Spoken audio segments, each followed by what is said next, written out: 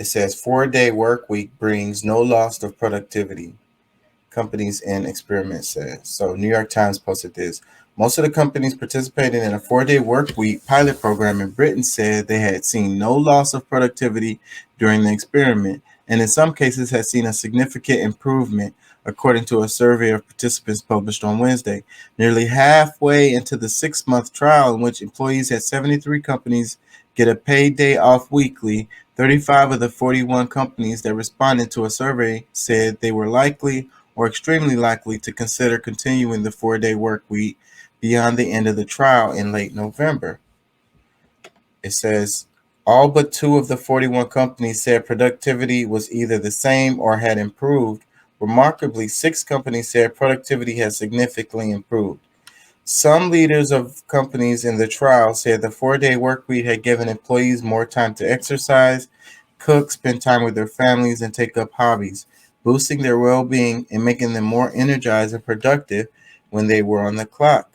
Critics, however, worried about added costs and reduced competitiveness. Could a 4-day work week be the new normal? Tap the link in the bio. I think that they knew this and they've been knowing this for the longest. And they're screwing y'all. Like they know this, they've been knowing this, that people will be more productive, you know. But they make the excuse about the 5-day week that they need you in the office. Look at what happened after the pandemic, and all these people could work from home all this time, and they was telling you, no, no, no, you can't work from home. And then a lot of those people, they made them come back to work, even though they were doing their job just fine, not having to come to work. That's how you know the kind of society that we live in. They're forcing you to come to work 5 days a week and take up all your time. So you can't freaking think about like anything outside of work and your immediate family needs. You don't have time. Fucking driving us insane. It said it increased productivity when they worked 4 days a week. I believe it. And they're gonna say, no, no, no. These people, they're lazy. They don't want to do no work. They just want another day off. Then how the hell are they gonna get more work done in 4 days than they could get done in 5 days? That doesn't make any sense. Well, you don't understand humans. You don't understand people. You don't understand their motivations and how they move. You are you being realistic with yourself? Because how productive are your workers like after lunch or before lunch, right when they come in or right before closing time? In the office, ain't nothing happening the last hour. Like if you work in the office, it really ain't no work happening in that office the last hour. We're all waiting to go. There's no work being done. Trust that. Maybe the boss, maybe he's doing something in his office. I don't know. Everybody else, no one's doing any work. They're chilling. They're just waiting for the time to go by. And it's like, that's how it goes. Like, how can you know how productive they could be? Or, because if you are treating them a certain way, then they just don't feel motivated. And they could be getting a lot. Like, how many times do you think you walk up to their desk and they look like they're working, but they're not? Come on.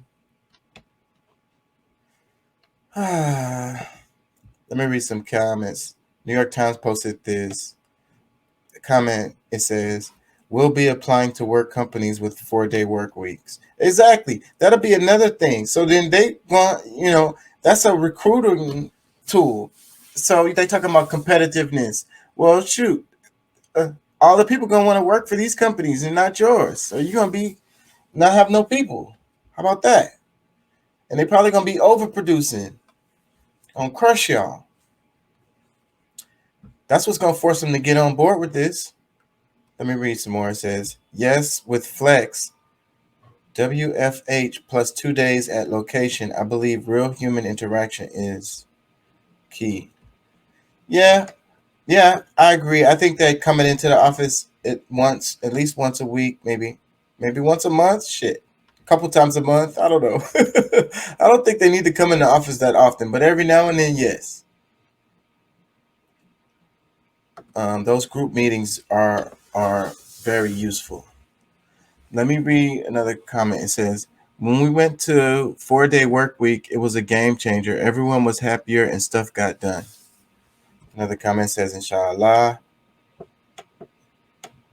It says nobody does anything on Fridays anyway. Exactly. That's another thing. The whole day. Let me read another comment. It says the Iranian government has restricted WhatsApp and Instagram and has nearly shut down the internet nationwide. Please use your voice and influence to be our voice. Oh yeah, they're talking about the Iranian stuff. Do I have something on that? I talked about this yesterday, but I might have something. Did I put it in here or did I put it? Let me see. This is a clip right here, I think. No, this is Palestine. Palestine. Hold on, let's see if I have it in here. I don't have it in here. Oh wait, this is it right here.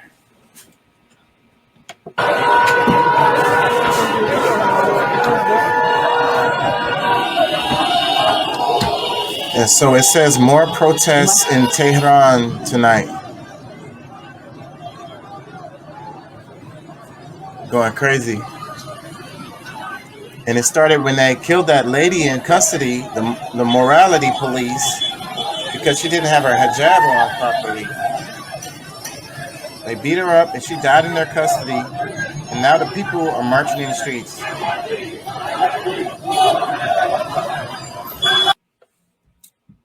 So Nina Turner posted this. She said, I proudly stand in solidarity with the brave Iranian women and their allies who are risking their lives and standing up for their freedom. Justice for Mahsa Amini. Justice for the people of Iran.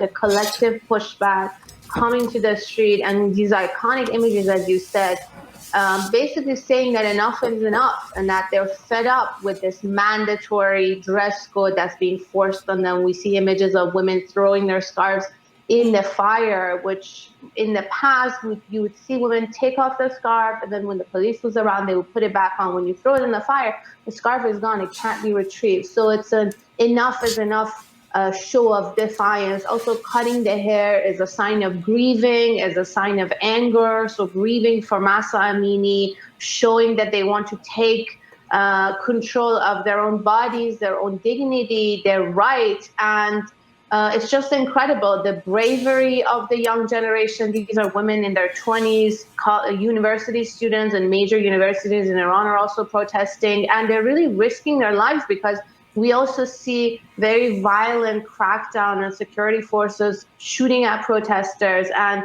so those who are on the street are really putting their lives on the line to try and demand their rights and equality.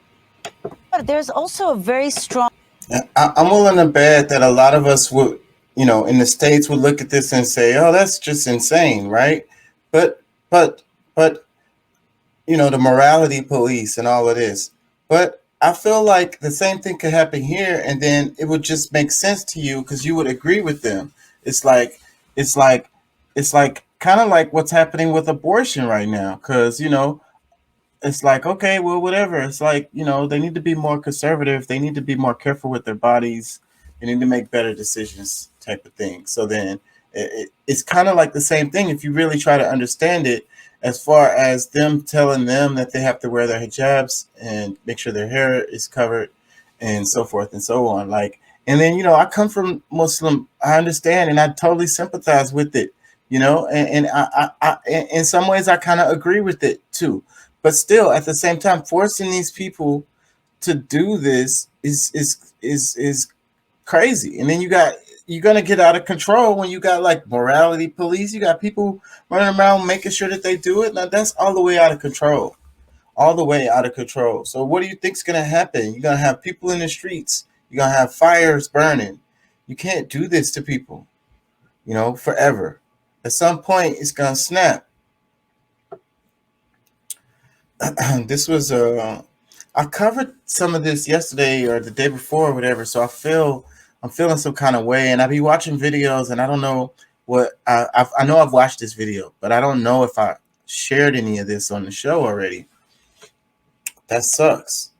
Let me read that. This is Democracy Now! The caption says, protests in Iran continue after the death of 22-year-old Kurdish woman in custody of so-called morality police. Masha Amini died last week after being detained for allegedly leaving some of her hair visible in violation of the Iranian law requiring women to cover their heads. Witnesses said Amini was severely beaten by police, but authorities claim she died of natural causes. Thousands of people, often led by young women, have taken to the streets in outrage over Amini's death, chanting slogans against the morality police and the government, with some burning their headscarves in a show of defiance. This anger against the morality police and the violence they are committing on the streets has been building up for years, says Iranian American journalist Nigar Mortazavi.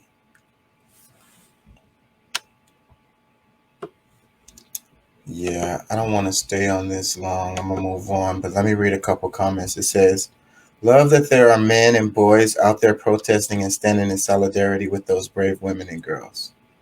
Another comment, seeing the strength and resolve of those fighting the tyrants fills me with pride for these great people.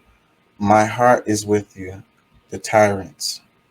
Another one, I'm so proud of these women and the men that support them.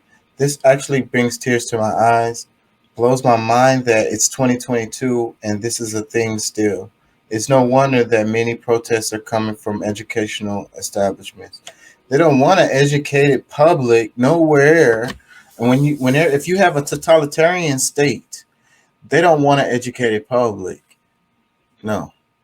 Let me read some more. It says, so much respect for these women that are protesting. So many women worldwide have had enough. Worldwide. That's the reason why I'm covering this story, is because this isn't in Iran. This is in Iran. But these people are a lot like people over here in the UK or United States. A lot like them. And so this is, like I say, you got this global powder keg. It's waiting for a spark, you know. So many people are tired. It's had enough. Yeah. Just woke up. Let me see.